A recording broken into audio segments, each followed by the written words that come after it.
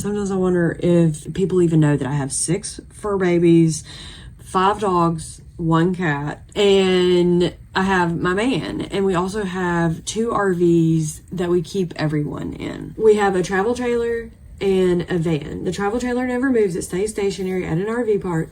I've given a tour of it.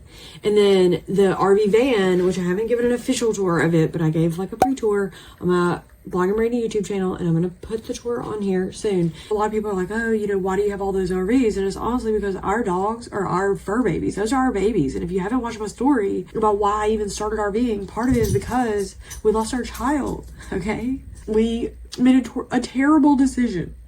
And we had an abortion.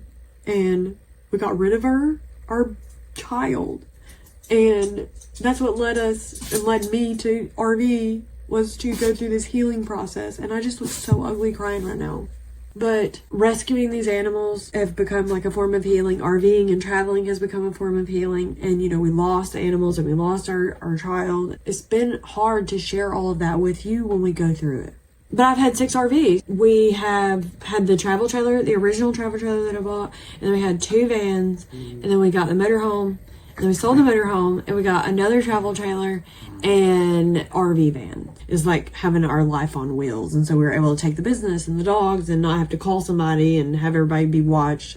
If you like this video and this behind the scenes of my RV life, please be sure to hit the like button below, subscribe to my channel, and tap that little bell icon so you're notified each and every time I publish a new video. I'm excited to read your comments. I can't wait for you to go check out some of my other content and check out Rversity.com.